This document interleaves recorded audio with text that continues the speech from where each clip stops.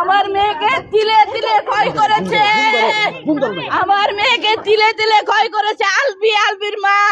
আমার মেয়েকে তিলে তিলে শেষ করেছে ওই আলফি আর আলফির মা। হ্যাঁ দর্শক, নিজের মেয়েকে হারিয়ে এভাবেই কান্নায় ভেঙে পড়েছেন ইকরার মা এবং তার পুরো পরিবার।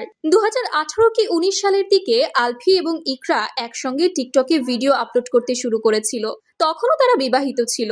তখন মানুষ আলফিকে তেমন একটা চিনতো না। তখনও অভিনেতা বনে যায়নি, সে মডেলিং করত, টিকটকেও বেশ সক্রিয় ছিল।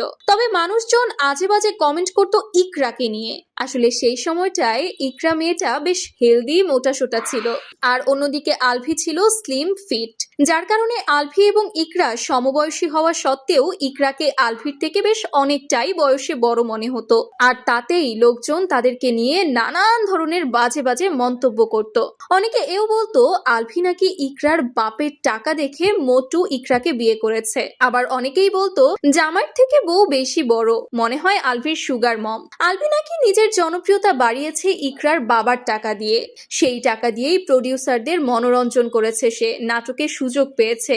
তিথির সঙ্গে 400টারও অধিক নাটকে কাজ করেছে। আর এভাবেই তিথির সঙ্গে যখন নাটকে জনপ্রিয়তা পেতে শুরু করে আলফি, তখন সকলেই বলতে শুরু করলো ইকরার সাথে নাকি আলফিকে মানায় না, আলফির উচিত ইকরাকে ছেড়ে তিথির সঙ্গে সম্পর্ক গড়া। আর এই মন্তব্যগুলোই মেনে নিতে পারতো না ইকরা। তখনও সে জানতো না যে আলফি ইতোমধ্যে মনে মনে তিথিকে ভালোবাসতে শুরু করে দিয়েছে। দর্শকদের প্রতিটা মন্তব্যের কঠিন জবাব দিতে শুরু করলো ইকরা। কিন্তু ওদিকে আলফি ইকরাকে নিয়ে হাজারটা বাজে কথা অনায়াসেই হজম করে ফেলতো, কারণ তার মনে তখন থেকেই দোল বাজাচ্ছিল তিথি। শুধু তাই নয়, আলফির মাও নাকি ইকরাকে পছন্দ করতো না, কারণ আলফির সঙ্গে ইকরাকে মানায় না, বয়সে বড় মনে হয়। তাই তো আজ ইকরা যখন চলে গেল, তখন মুখ খুলতে বাধ্য হলো ইকরার মা। সে বলেই চলেছে আলফি এবং আলফির মা তার মেয়ের জীবনটা শেষ করে দিয়েছে।